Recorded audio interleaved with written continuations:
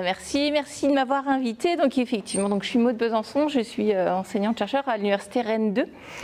Et quand on m'a conviée à ce séminaire, j'avais plusieurs pistes, je dirais.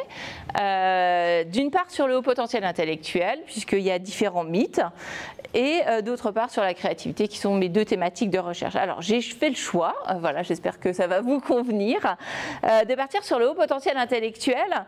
Et donc sur ce HPI, j'ai essayé de faire un petit peu des petits jeux de mots. Est-ce que c'est des histoires parfaitement illusoires ou des hypothèses parfaitement identifiées?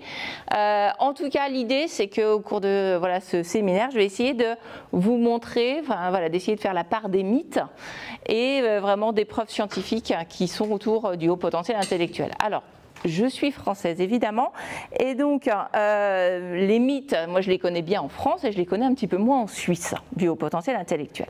Alors je vous propose, pour débuter, un petit WooClap. Je ne sais pas si vous connaissez. Voilà, je vous laisse vous connecter. Alors je lance la question. Hop, il n'y en a qu'une pour aujourd'hui. J'aimerais que vous puissiez me citer au moins 4 caractéristiques qui vous viennent à l'esprit quand on vous dit haut potentiel intellectuel.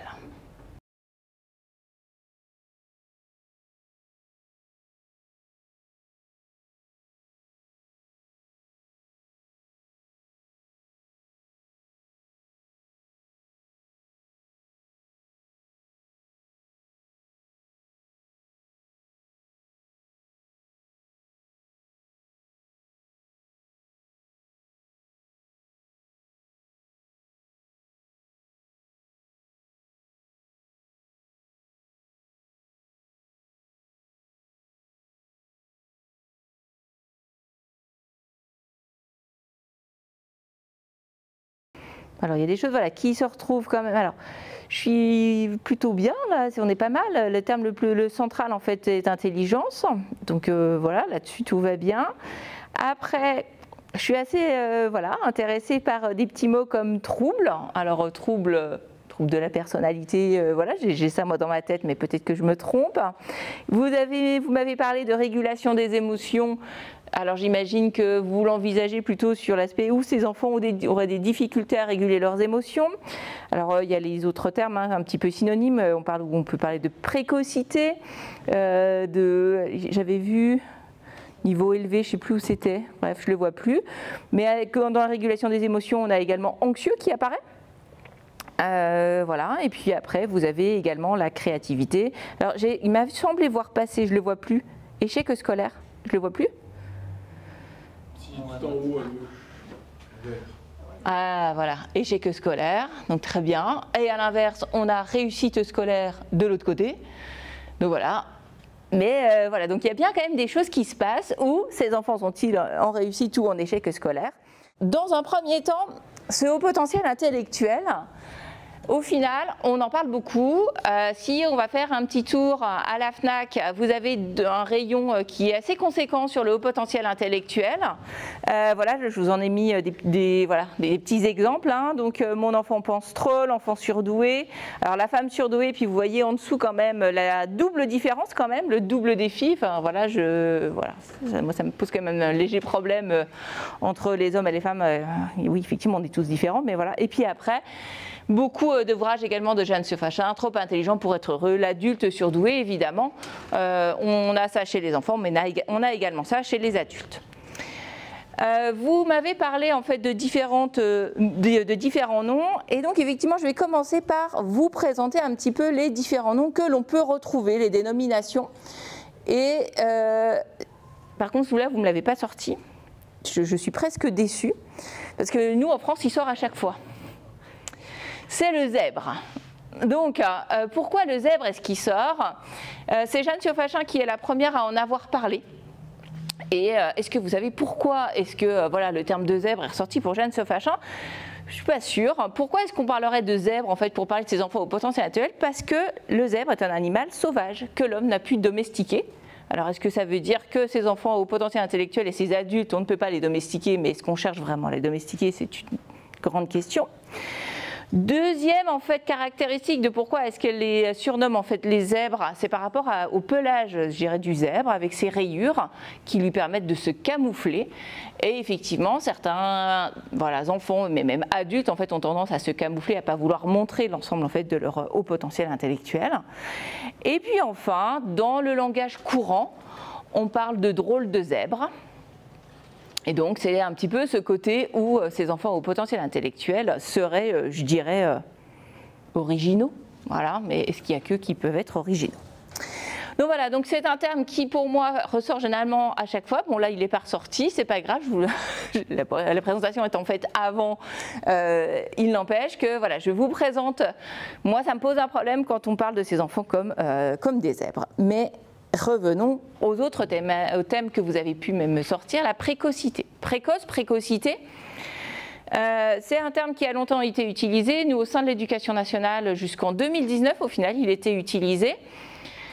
Il faut savoir qu'on est revenu sur ce terme. Pourquoi? Puisque la précocité voudrait dire que l'enfant, en tout cas, atteint un niveau avant les autres, et par la suite, les autres peuvent récupérer en fait leur retard.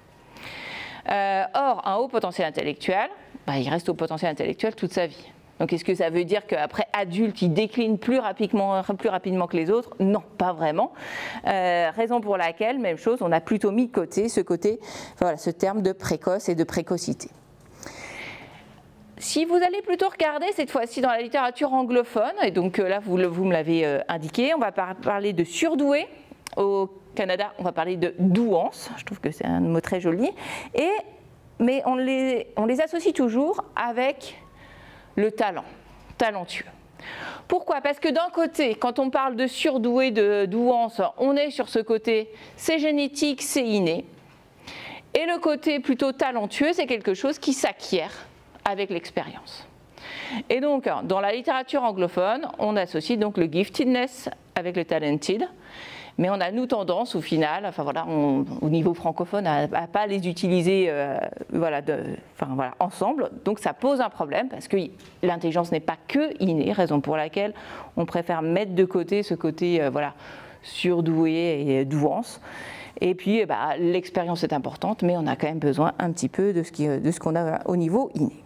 Raison pour laquelle, au niveau européen, on parle de haut potentiel. Haut potentiel ou high ability en anglais. Mais donc voilà, on n'est donc pas tout à fait sur les mêmes termes que l'on utilise.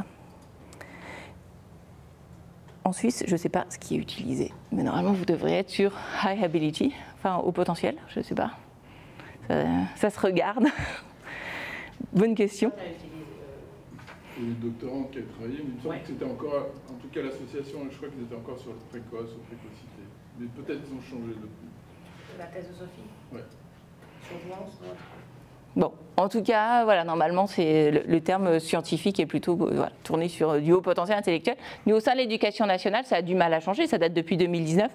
Mais voilà, progressivement, les choses se font. Je vais revenir encore un petit peu plus tard. Vous voyez, en 1972, là, on retourne aux États-Unis. N'empêche, il y a beaucoup de choses qui se font aux États-Unis. Et voilà, on retrouve bien le giftedness and talented. Mais c'était pas, quand on en parle aux États-Unis, ils ne l'associent pas nécessairement à l'intelligence. En effet, pour Marland, il y a différentes capacités qui peuvent être évaluées. D'une part, effectivement, et nous, c'est ce qui va nous intéresser tout au long de la conférence par la suite, c'est le niveau d'intelligence générale.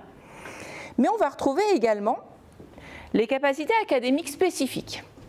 Ça veut dire quoi? Ça veut dire qu'un enfant haut potentiel, donc gifted ou bien talented aux États-Unis, ça peut être vraiment en lien avec ses capacités supérieures en histoire géo ou bien en sciences.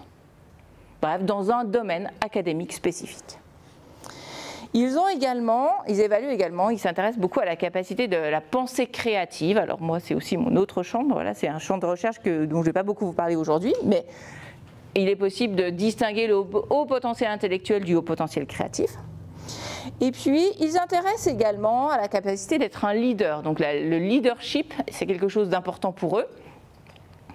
Nous, alors, en tout cas en France, voilà, je n'ai pas parlé pour la Suisse, mais ce n'est pas très recommandé en France d'être dans ce côté très leadership. À l'inverse, en tout cas en France, on a ce côté, la capacité artistique, elle est valorisée. On a vraiment des filières au-delà du collège qui vont valoriser ces élèves qui ont une capacité artistique supérieure. Et donc, ils ont des filières toutes trouvées pour eux. Même si initialement, enfin, je dirais avant le collège, il faut voilà, qu'ils s'accrochent puisqu'il y a très peu de côtés artistiques qui sont valorisés. Et enfin, Marland propose également de pouvoir s'intéresser à ce qu'il appelle donc la capacité psychomotrice, même chose, donc en France on va nous retrouver ça dans tous les sports-études, j'imagine que vous avez peut-être un petit peu ça également en Suisse, mais les sports-études, nous à partir du collège où les enfants peuvent être dans des classes sport-études pour voilà, développer leurs compétences sportives. Voilà, donc c'est le premier en fait, voilà, élément, je dirais, où on parle vraiment du haut potentiel dans différents champs. Et on va retrouver plus récemment, je vais partir au Canada,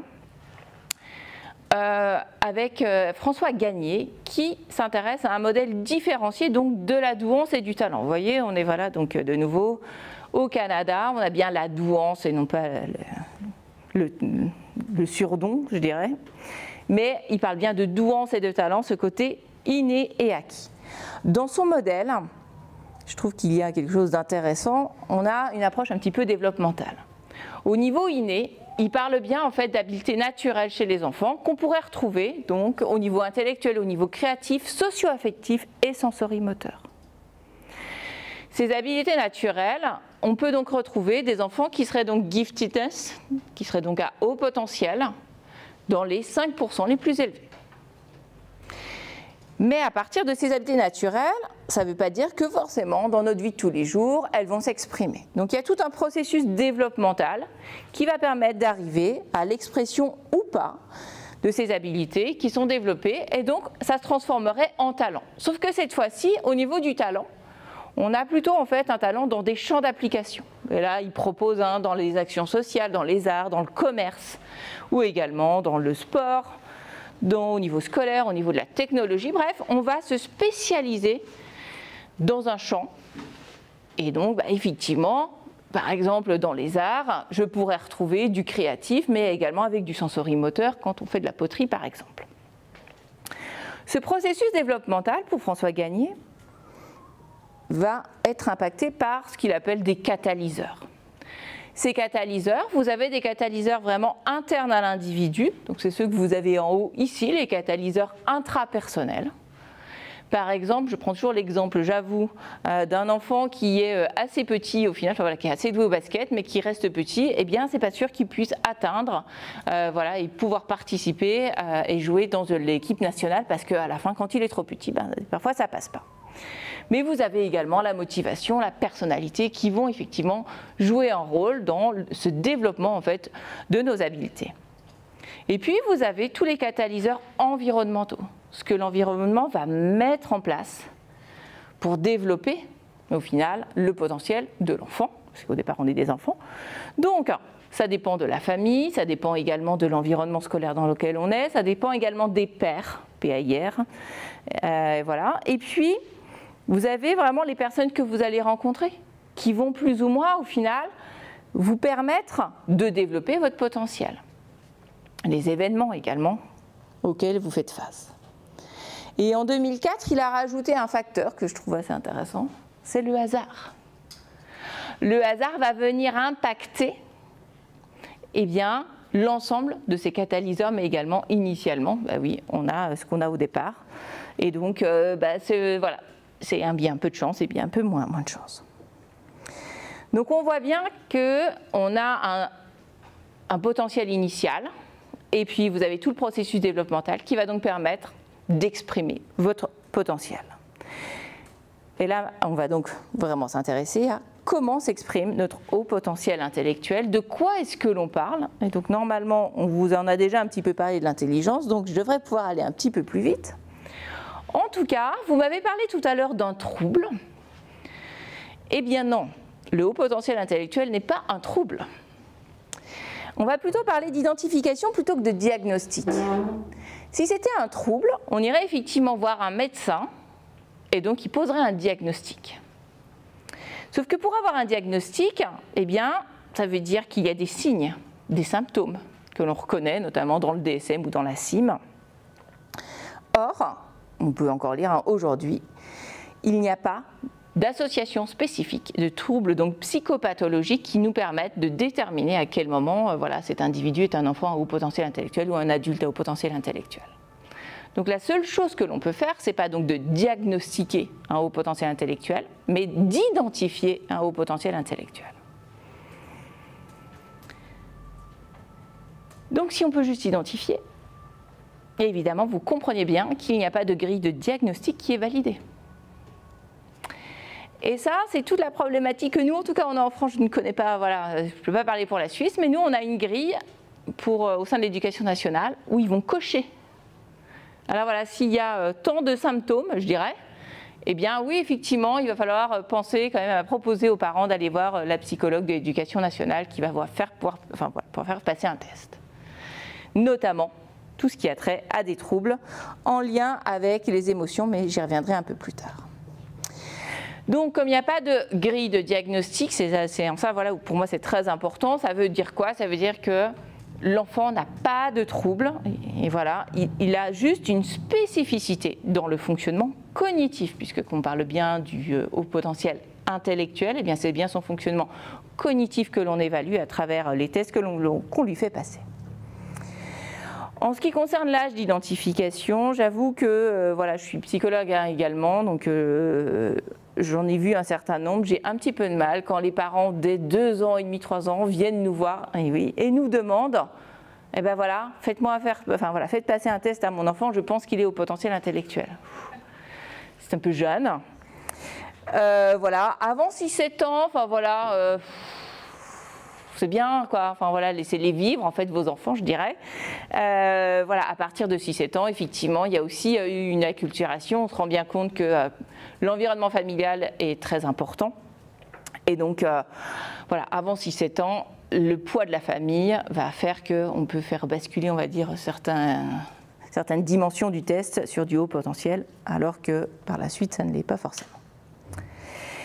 Donc, quels sont les critères pour un haut potentiel intellectuel? Je parle bien du haut potentiel intellectuel, et moi je m'arrêterai là. C'est donc l'intelligence, et pour ce faire, on va faire passer un test qui va permettre d'évaluer l'intelligence et d'obtenir un score que l'on appelle donc le quotient intellectuel.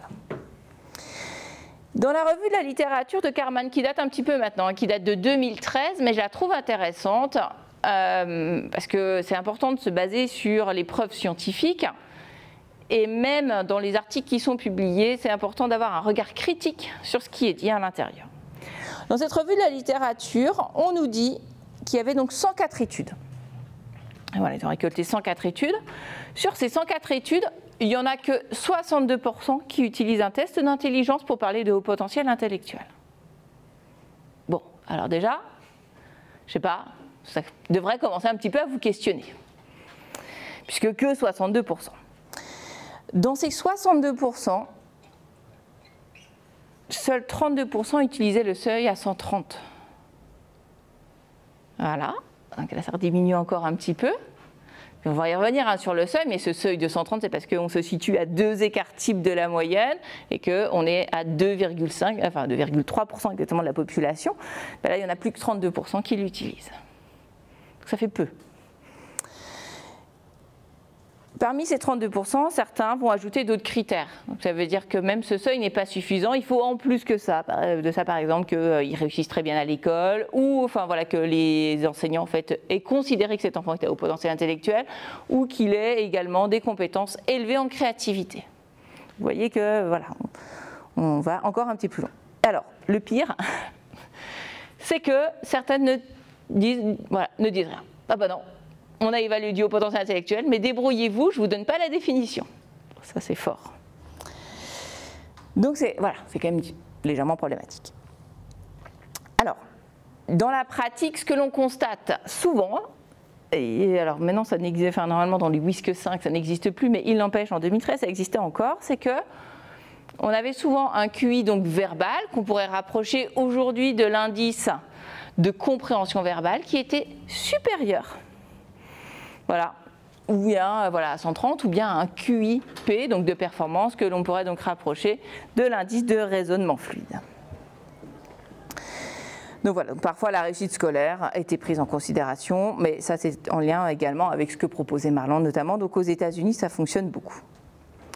Tout ça pour vous dire, alors ça date de 2013, mais encore aujourd'hui, vous avez cette variabilité, je dirais, dans les recherches. Il n'y a pas de critères consensuels. En même temps, c'est normal, ce n'est pas un trouble. Donc ça paraît difficile d'avoir un critère consensuel, puisque ce n'est pas un trouble. La seule chose qu'on fait, c'est qu'on fait le parallèle avec la déficience intellectuelle. La déficience intellectuelle, donc on a une moyenne voilà, à 100. La déficience intellectuelle, il faut être en dessous donc, de 2 écarts types. Donc c'est en dessous donc, de 70 où on parle de déficience intellectuelle. Eh bien, on va faire un petit peu la même chose, mais de l'autre côté, on va prendre donc au-dessus de 2 écarts types pour parler donc du haut potentiel intellectuel. Donc ça veut dire, hein, s'il n'y a pas de critère consensuel international, vous imaginez bien, nous en tout cas en France ça n'existe pas, mais je pense qu'en Suisse non plus, vous n'avez pas un critère qui ressort. Mais comme voilà, on a le QI inférieur à 70, eh bien on va partir sur le QI supérieur à 130 en fait de l'autre côté. Il y a différents seuils hein, qui reviennent régulièrement dans la littérature, je vous les donne. On n'est pas tous d'accord, donc c'est important de le savoir. Certains vont utiliser un QI où les enfants ont un QI supérieur à 120. 120 parce qu'il y a 10% de la population. Alors, je trouve qu'en psycho, c'est assez problématique. Généralement, on est toujours sur notre seuil de 5%, donc je ne comprends pas bien pourquoi on descend jusqu'à presque 10%. Mais voilà, voilà ça s'intéresse au 9,1%. Donc notre seuil à 130, on a bien donc 2,3% de la population. Ce qui fait que certains disent, bah oui, mais donc on n'a pas nos 2,5%, donc il faut descendre un peu en dessous pour avoir 2,5% de la population. Et d'autres, à l'inverse, souhaitent que voilà, le quotient intellectuel soit même en fait, avec l'intervalle de confiance dont cette limite en fait, de 130. C'est la raison pour laquelle ils prennent un QI supérieur ou égal à 140. Mais dans ce qu'on a, on n'a plus que 0,4% de la population. Voilà, donc ça fait très peu. Mais vous voyez que quand vous allez lire au final la littérature scientifique, vous devez également bien prendre en considération ce dont, voilà, ce dont les individus parlent. Alors, rapidement, le haut potentiel intellectuel, c'est quoi? C'est donc une efficience intellectuelle élevée. Normalement, je passe après toi, donc, il y a pu y avoir en fait, des choses qui ont été présentées au cours de ce cycle en fait, sur le haut potentiel, sur l'intelligence. Donc, j'ai repris en fait ce qu'on peut retrouver quand on fait passer le WISC 5, mais on en a sur la 5e version. Donc, on fait passer différents subtests, différentes épreuves aux enfants. Et donc l'individu dont les performances sont grandement supérieures à la moyenne, à la norme, dans les différents subtests, alors, je ne sais pas tout à fait tous, mais en fait, on va considérer qu'il a donc un haut potentiel intellectuel. Plus précisément, quand on regarde le quotient intellectuel total, on va s'intéresser aux 7 premiers subtests qui sont passés. Vous avez certains psychologues qui s'arrêtent juste là. Ils font passer les 7 premiers, puis ils s'arrêtent. Normalement, ils sont censés en faire passer 10, pour pouvoir en fait calculer les différents sous-indices, mais certains s'arrêtent aux 7 premiers. Sauf que le QI total, eh bien, on va parler de facteur G de l'intelligence, peut-être que vous en avez entendu parler, mais le QI total, ce n'est pas exactement le facteur G. Et puis on a un autre souci, c'est que ce facteur G, enfin voilà, on a tendance à imaginer, ben voilà, une fois que j'ai mon chiffre, eh bien, ça donne une idée de l'intelligence. Mais est-ce que si j'évalue voilà, chacun de vous en fait, votre quotient intellectuel, peut-être que certains auront à la fin le même chiffre observé. Peut-être que plusieurs d'entre vous, je ne sais pas, auront un chiffre de 110. Mais est-ce que ça veut dire que c'est la même forme d'intelligence? Est-ce que vous aurez réussi exactement de la même manière l'ensemble des subtests? Et donc, notre société a tendance à chercher en fait à voir c'est quoi le chiffre de l'intelligence sans chercher à comprendre quels sont les processus cognitifs sous-jacents qui expliquent la performance ou, ou au contraire la non-performance de l'enfant. Donc on est plutôt dans une conception un petit peu, je dirais, naïve. Et les individus, quand ils vont voir le psychologue, c'est un petit peu ça. Les parents, ils veulent le chiffre, le quotient intellectuel de leur enfant, avec cette idée d'avoir, une fois que j'ai ce chiffre, j'ai un petit peu le Graal, voilà, j'ai le niveau intellectuel en fait, voilà, j'ai l'intelligence de mon enfant, parce que les performances seraient exactement homogènes. Alors il faut dire qu'on n'est pas aidé avec les émissions de télé qui passent, voilà, avec calculer votre QI, etc., hop, hop, hop, en un temps record, vous regardez l'émission, à la fin de l'émission, c'est génial, vous avez votre quotient intellectuel, Cherchez pas en fait, hein, ça marche pas. Moi j'en ai eu certains en fait, voilà, comme j'étais en libéral, j'exerçais. Voilà, la première année où c'était sorti cette émission, ils sont venus après. Ah oui, c'est bon, j'ai passé et tout, je suis sûre, je suis haut potentiel intellectuel. Alors, on va peut-être le refaire avec un test vraiment validé, puis on va voir ce qu'il en est. Mais voilà, parce que pour eux, l'important c'est ce chiffre en fait de quotient intellectuel, qui est un peu problématique. Une conception, enfin voilà. Normalement, voilà, que vous devriez avoir, c'est une conception, je dirais, un petit peu moins naïve, où voilà, c'est pas juste, enfin, c'est pas l'intelligence d'une manière globale, mais bien, eh bien, il y a différents déterminants. Est-ce que je comprends bien? Est-ce que j'entends bien? Est-ce que je perçois bien visuellement? Est-ce que je raisonne bien? Est-ce que je vais utiliser les mêmes stratégies? Est-ce que j'utilise les stratégies les plus pertinentes pour réaliser cette tâche? Est-ce que déjà je les ai acquises, etc. Bref, il y a un ensemble de déterminants qui vont venir impacter votre performance dans chacun des subtests que l'on va vous faire passer. Et donc, ce qui fait qu'on réussit plus ou moins efficacement. En tout cas, vous allez vous répartir sur cette magnifique courbe de Gauss, avec effectivement, hein, on est tous dans la moyenne ici, et donc la majorité des gens ont un quotient voilà, autour de 100. Et puis vous avez, plus on s'éloigne de la moyenne, moins vous avez d'individus, et vous avez donc ici en dessous de 70 quand on parle donc de retard mental, de déficience intellectuelle, et puis tout en haut, donc au-delà de 130, le haut potentiel intellectuel. De mon point de vue, il me paraît important de garder dans un petit coin, en fait, en tout cas de notre tête, qu'on est bien sur des processus.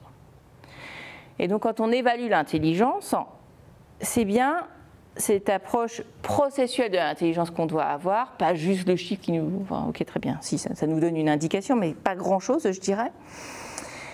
Et donc, de mon point de vue, dans cette idée, voilà, je m'intéresse au processus, eh bien, c'est comment est-ce que ça s'agence, comment les différents déterminants qui m'ont été nécessaires pour résoudre chacune des épreuves que le psychologue m'a fait passer, au moins 7, je dirais même au moins 10, eh bien, vont venir expliciter que j'ai réussi ou pas réussi.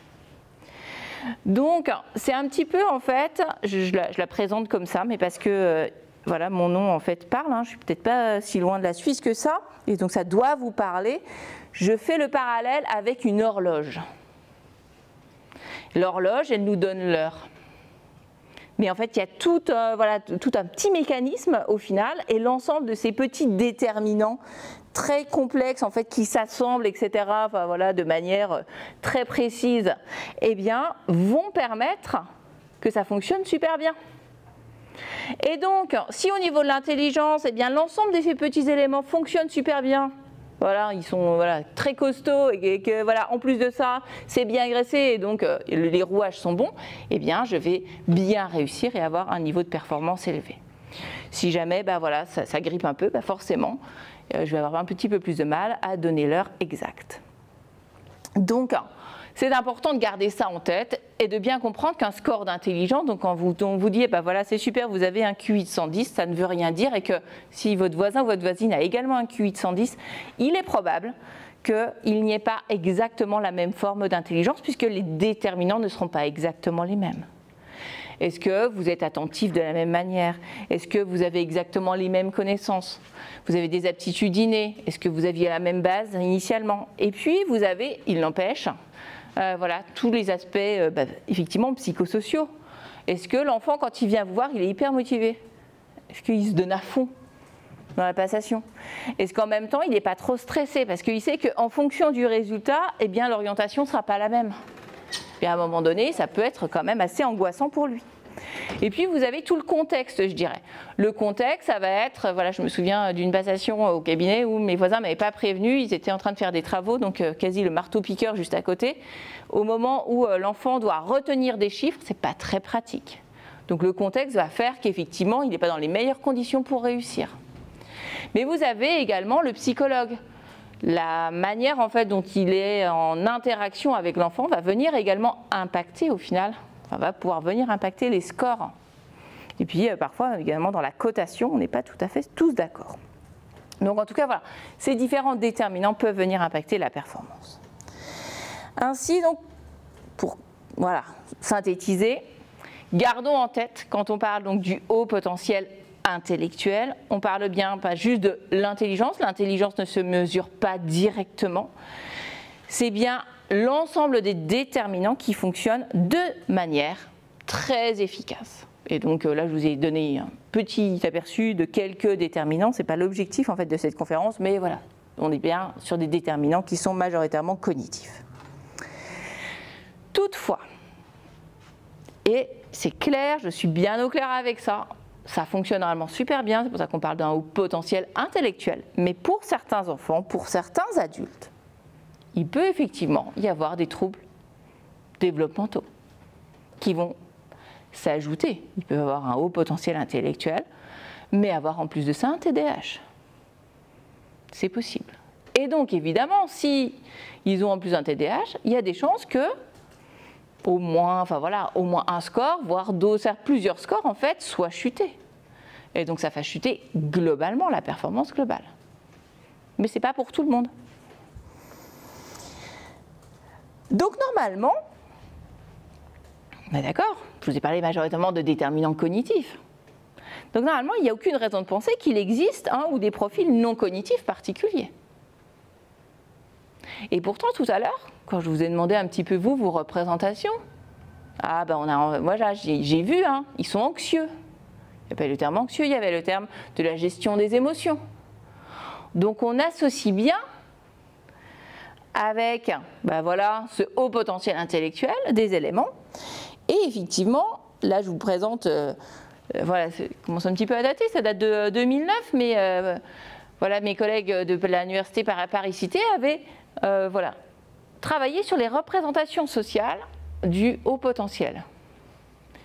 Et on retrouve, alors effectivement, un très intelligent, haut potentiel intellectuel, les génies, etc. Mais en même temps, on va retrouver des éléments en lien avec il est solitaire, il n'a pas d'amis, il est rejeté. Donc un petit peu ce côté, mais ces enfants, ils n'arrivent pas à s'intégrer socialement. On a également, ils sont fragiles, sensibles, introvertis. Voilà. On a aussi l'hyperactivité, la tête en l'air, la tête dans les nuages, etc. Et puis, vous me l'avez mis tout à l'heure, d'un côté, il apprend vite et facilement, donc il réussit scolairement, mais de l'autre côté, il a des difficultés scolaires. Donc on a bien constamment, on va dire, des choses, d'une part, qui sont en lien avec du cognitif, les difficultés scolaires, il apprend vite et facilement, c'est bien du cognitif, donc ça me va, et on peut en parler quand on parle d'intelligence. Mais pourquoi est-ce qu'on associe des choses en lien avec les émotions et l'aspect social? C'est quand même un petit peu plus éloigné. Donc on a un biais de représentativité. Alors moi je le connais bien en tant que psychologue, quand je reçois des patients, qui c'est qui va voir le psychologue?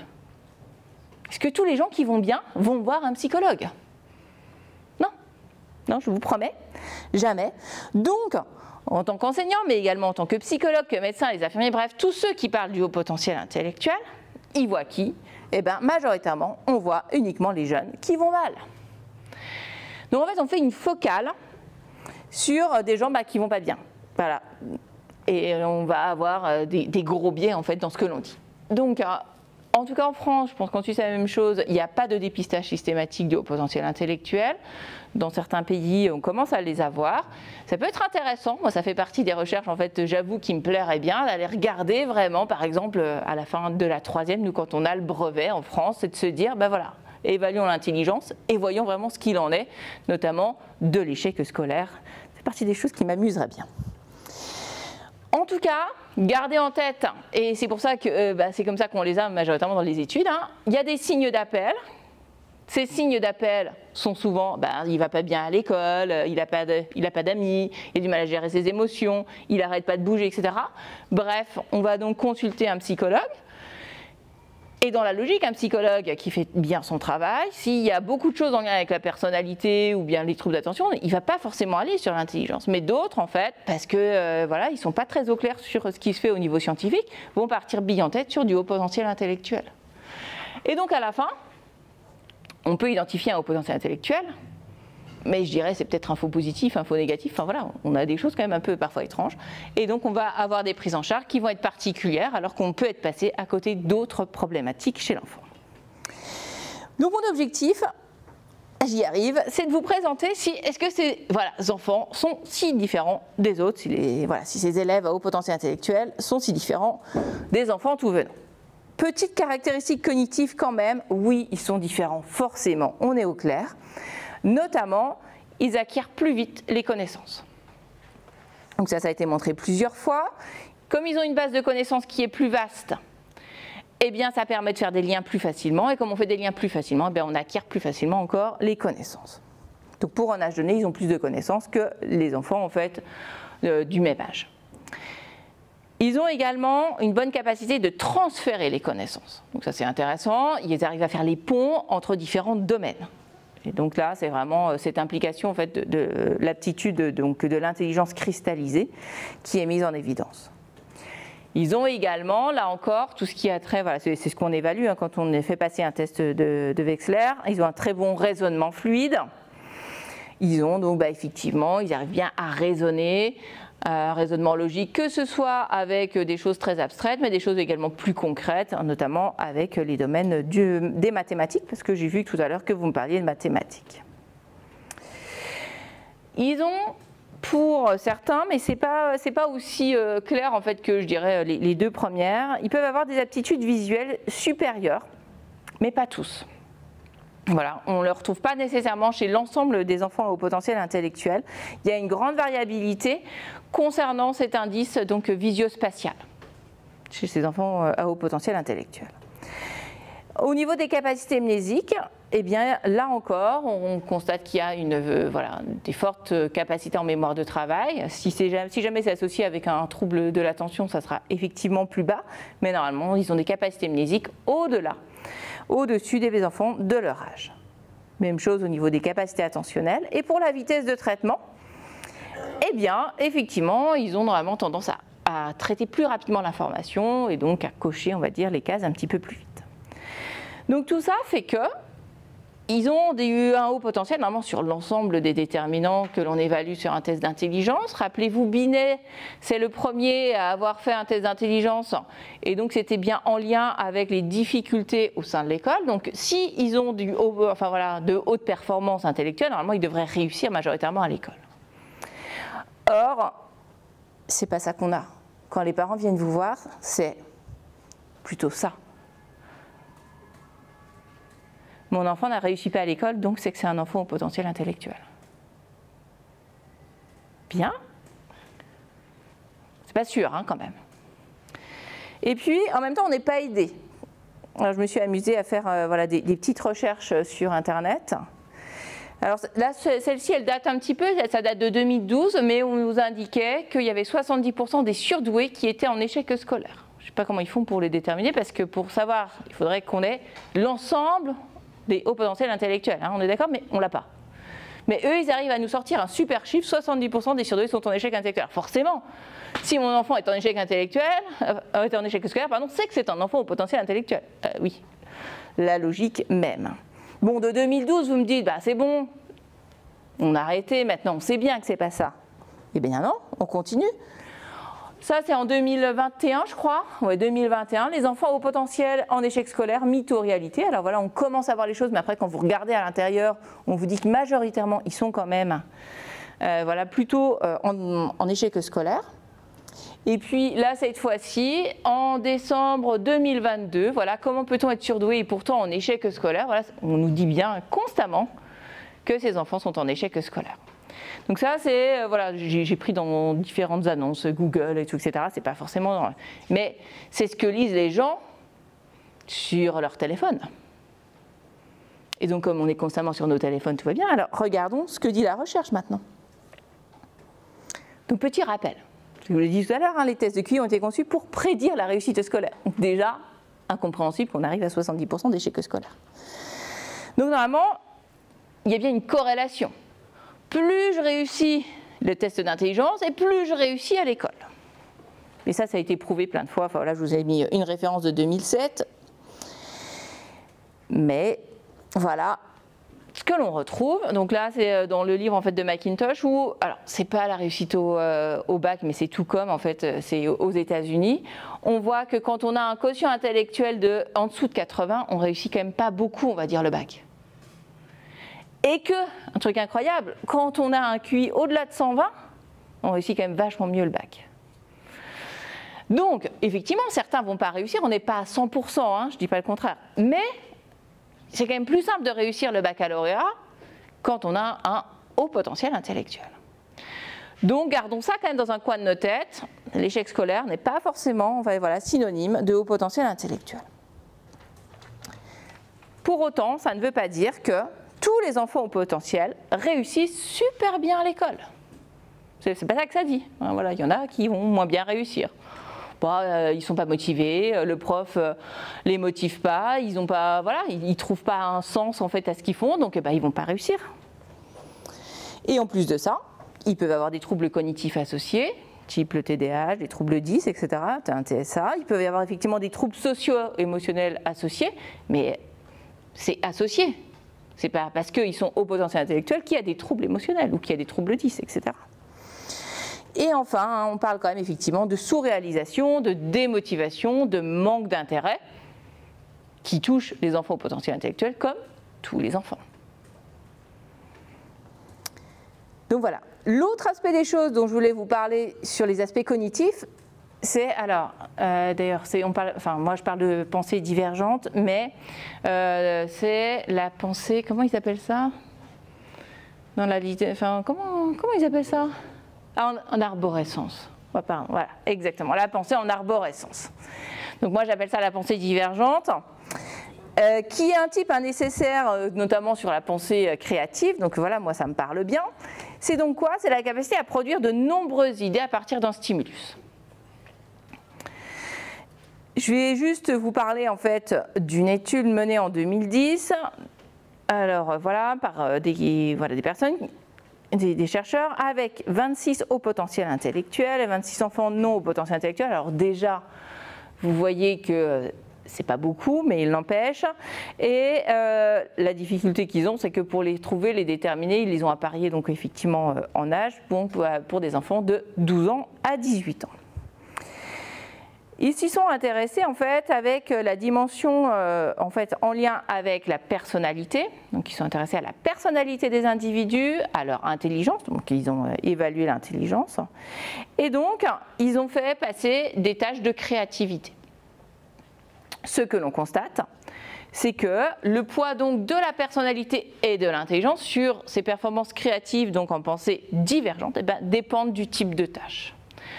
Vous avez des types de tâches en insight ou en pensée divergente qui vont être effectivement différentes. Si on a une grande ouverture d'esprit, donc au niveau de la personnalité, eh bien on va être facilité en fait à trouver le mot en fait l'insight, etc. Vous avez également l'étude de Guillaume Fürst qui date de 2016, là cette fois-ci réalisée auprès de 161 étudiants. Il avait réalisé différentes mesures. Il avait évalué l'intelligence à travers donc 3 épreuves. Il avait également évalué la créativité à travers 2 épreuves, de la pensée divergente et un questionnaire en fait des activités créatrices que l'on peut avoir fait au cours de notre vie. Et enfin, il avait évalué la personnalité à travers 4 questionnaires, 2 en fait qui regroupent en fait sous cet aspect plutôt personnalité divergente et puis 2 en lien avec plutôt une personnalité convergente. Voici ce qu'il retrouve. Donc, vous avez ici les différentes épreuves d'intelligence, donc les matrices de Raven, l'intelligence fluide et puis le Mill-Hill. Et puis, vous avez les 2 questionnaires de personnalité, les deux autres questionnaires de personnalité, et puis 2 tâches de créativité en haut, et enfin les questionnaires d'activité créative. Ce que l'on retrouve ici, moi c'est ça que je trouve intéressant, c'est que l'intelligence, qu'est-ce qu'elle prédit? Elle prédit majoritairement, effectivement, les tâches de créativité. Donc ici, effectivement, plus on va réussir ces épreuves d'intelligence, plus après on va réussir les tâches de créativité. Donc que ce soit trouver un maximum d'utilisation d'une boîte en carton, mais également créer des histoires, inventer des histoires.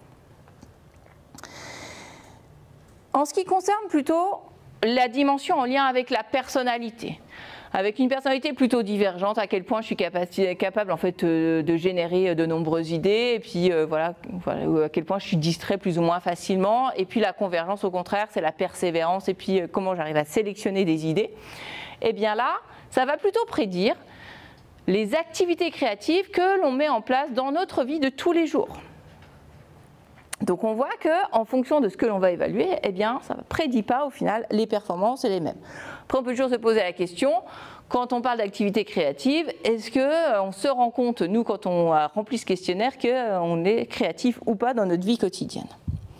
Et puis enfin, cette pensée, enfin voilà, cette personnalité divergente, en fait, vous avez quand même, elle va également prédire un petit peu les tâches de créativité, voilà, évaluées.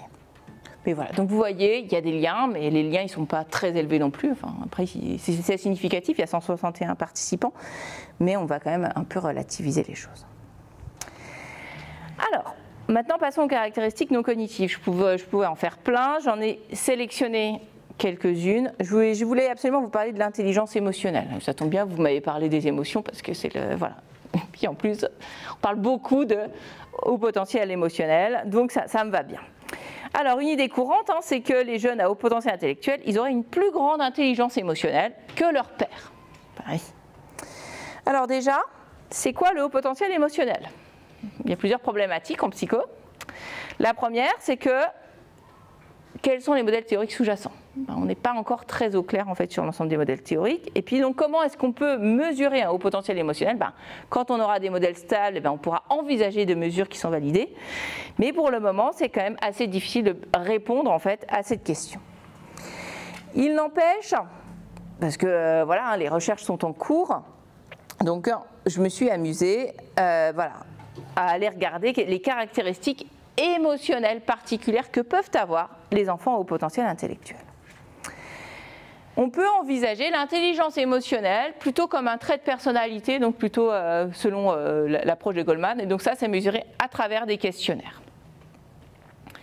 Qu'est-ce que l'on observe dans les résultats de ces recherches? C'est qu'il n'y a pas de différence significative entre les individus à haut potentiel intellectuel et les individus tout venant. Donc, sur les traits de personnalité, voilà, liés à l'intelligence émotionnelle, il n'y a rien. On ne retrouve pas de différence significative. Donc, ça veut dire quoi? C'est que là, les jeunes à haut potentiel intellectuel sont aussi bien adaptés sur le plan émotionnel que leurs pairs. Ni plus, ni moins, bref, ils sont pareils, il n'y a pas de différence significative. Donc, dans cette approche, il n'y a pas de profil émotionnel particulier. Une autre manière de voir l'intelligence émotionnelle, c'est plutôt la voir comme des aptitudes.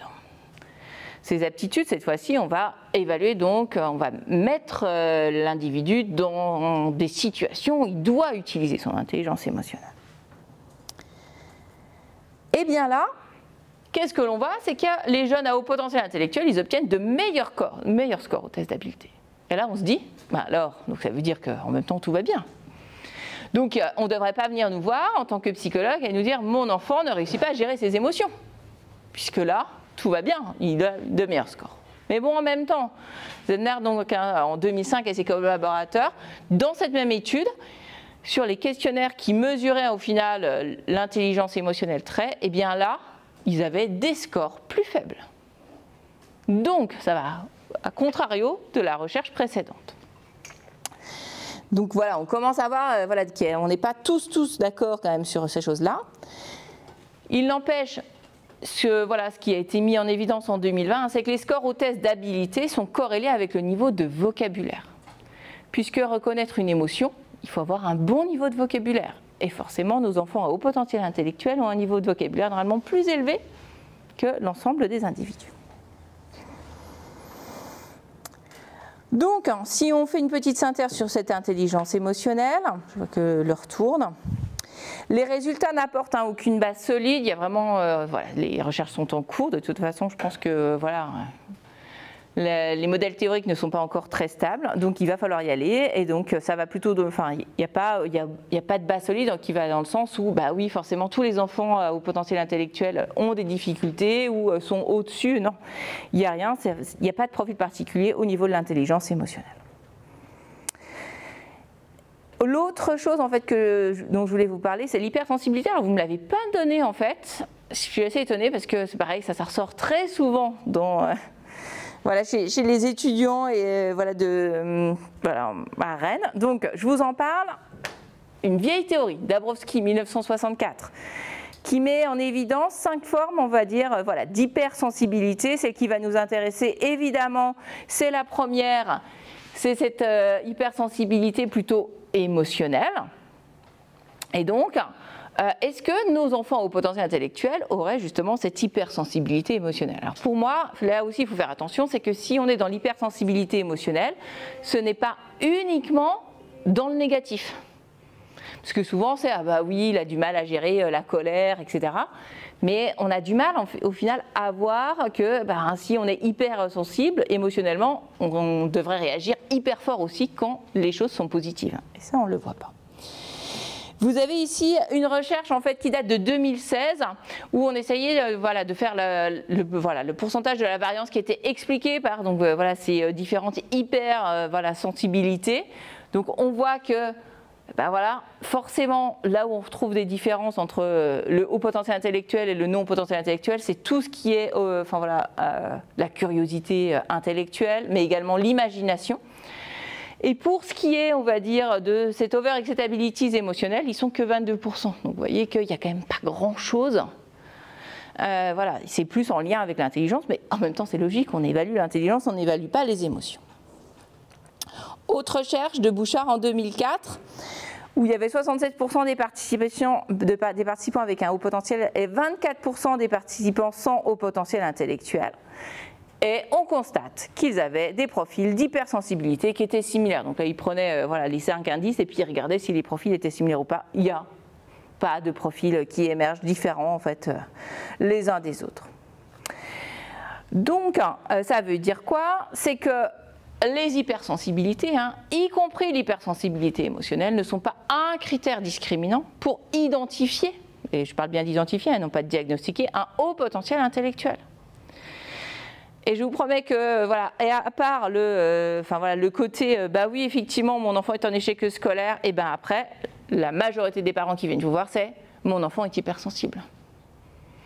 Et dans les deux cas, au final, la recherche, elle met en évidence que sur ces deux profils-là, de toute façon, sur l'échec scolaire, ça va plutôt en sens inverse, et sur ce côté hypersensibilité émotionnelle, il n'y a rien. Donc on ne peut pas au final, parce que les parents viennent nous voir et nous disent oui mon enfant est hypersensible, on va dire oui c'est un critère diagnostique et donc tout de suite je vais faire un test en fait d'intelligence pour aller vérifier ça. Allons plutôt vérifier si l'enfant n'a pas des difficultés à gérer ses émotions au niveau de sa personnalité. Ça me paraîtrait un petit peu plus intéressant. Donc voilà, donc c'est important d'éviter de rester en fait là-dessus. Alors comme j'avais un temps réduit, je vais m'arrêter là, mais on aurait pu parler également de tout ce qui a trait aux difficultés sociales, on va dire, des enfants au potentiel intellectuel qui ne sont pas non plus retrouvés. Ou à l'inverse, plutôt sur l'aspect cognitif, sur l'humour.